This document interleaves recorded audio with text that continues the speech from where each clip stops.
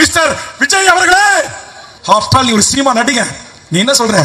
என்ன முதலமைச்சர் சார், என்ன முதலமைச்சர் சார், என்ன அங்கிள், என்ன அங்கிள், என்னடா நக்கலே, என்னடா நையாண்டி, வா களத்துக்கு வா.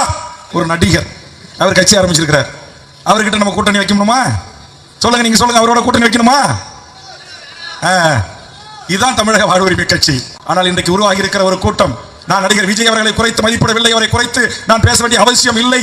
ஆனால் என் ரத்த உறவுகளான தமிழ்ச்சாதி மக்களை உங்களை பார்த்து சொல்லுகிறேன், உங்களை பார்த்து சொல்லுகிறேன், உலகத்தில் எந்த நடிகரையாவது இப்படி உலகம் கொண்டாடிய வரலாறு உண்டா?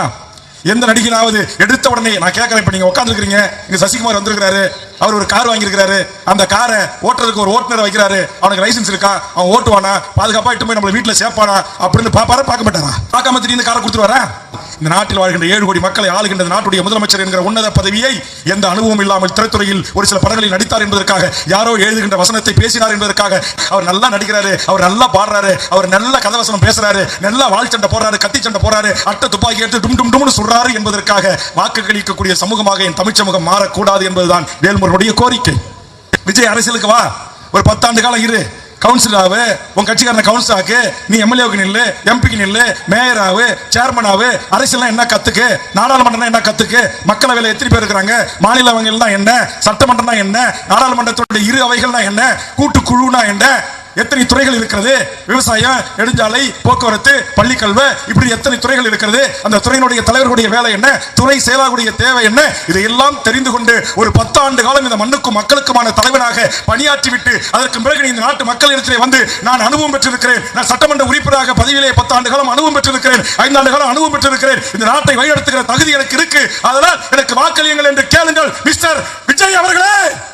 அண்ணா, பனையூர் பங்களா விட்டு நான் வெளியே வர மாட்டேன், வந்த நேர செஞ்சாச்சு கோட்டைக்கு தான் போவேன்னு சொன்ன, அப்படி எடுத்த உடனேயே உனக்கு வாக்களித்து அனுப்புகிற மடையர் கூட்டம் அல்ல என் தமிழ் சமூகத்தின் கூட்டம். இந்த நாட்டுக்கும், இந்த மண்ணுக்கும், இந்த மக்களுக்கும், இந்த மொழிக்கும், இந்த இனத்திற்கும் துரும்பை கூட கிள்ளி போடாமல் வெறும் அரிதாரம் பூசி சினிமாவில் நடித்துவிட்டு நேராக இந்த நாட்டின் நாடாள வருகிறாயே நடிகர் விஜய் அவர்களே.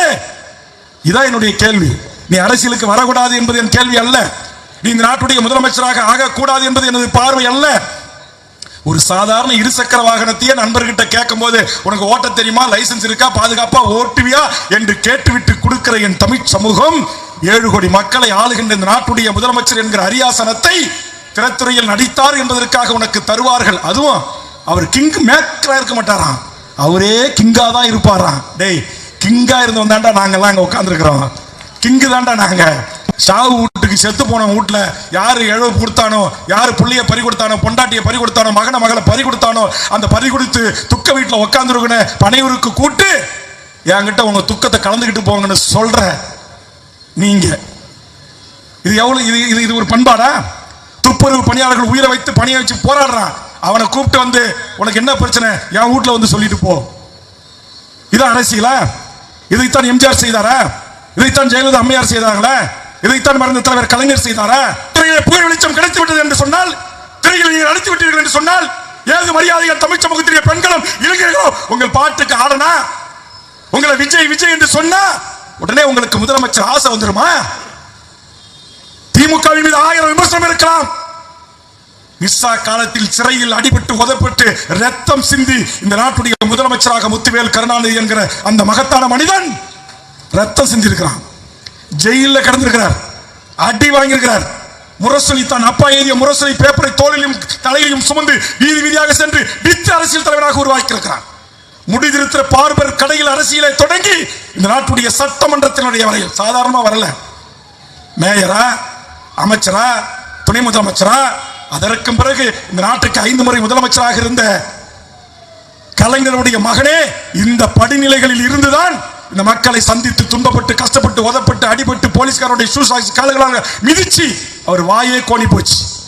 ஆனா இவ்வளவு தியாகங்களை எல்லாம் செய்துவிட்டு ஜனநாயக நாட்டில் தமிழக வாழ்வுரிமை கட்சியின் ஆதரவோடும் துணையோடும் கடந்த 2021ஆம் ஆண்டு இந்த நாட்டுக்கு முதலமைச்சராக வந்த முத்துவேல் கருணாநிதி ஸ்டாலின் என்பவரை ஆஃப்டர் ஆல் ஒரு சினிமா நடிகை, நீ என்ன சொல்ற?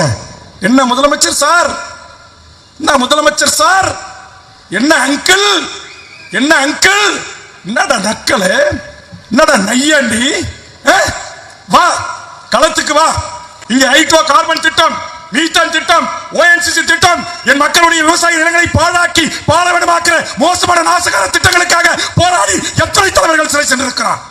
எந்த துரும்பியும் கிள்ளி போடாமல் ஒரு அறிவிக்கட்ட கூட்டமாக ரசிகர் மனப்பான்மையோடு இருக்கிற ஒரு கூட்டத்தை வைத்துக் கொண்டு நீ அரசியல் பேசு, மக்களை சந்திச்சு ஓட்டு வாங்கு, அது வேற விஷயம். ஆனால் மற்ற தலைவர்களை சவாலுக்கு அழைப்பது, நக்கல் செய்வது, நையாண்டி செய்வதை திரு விஜய் அவர்களே நிறுத்திக் கொள்ள வேண்டும், நிறுத்திக் கொள்ள வேண்டும். எந்த புரிதலும் இல்லாம இங்க இருக்கிற என்னுடைய தாய்மார்கள், எனக்கு 2 புள்ள விஜயை பார்க்க போச்சு, கூட்டத்தில் நர்சிங் செத்து போச்சு, அது செத்தாலும் எனக்கு பரவாயில்ல, விஜய் என்கிட்ட வாட்ஸ்அப் காலில் பேசிட்டாரு, எனக்கு அதுவே போதும்னு சொல்ற இந்த மடத்தனமான மக்களை பெற்றிருக்கிற தமிழ் சமூகத்தை திருத்தி ஒரு நல்வழி காட்டி ஒரு மாற்று அரசியலை இந்த மண்ணில் விதைத்து வருவதுதான் தமிழக வாழ்வுரிமை கட்சி என்பதை புரிந்து கொள்வீர்கள், புரிந்து கொள்வீர்கள், புரிய வைப்போம்.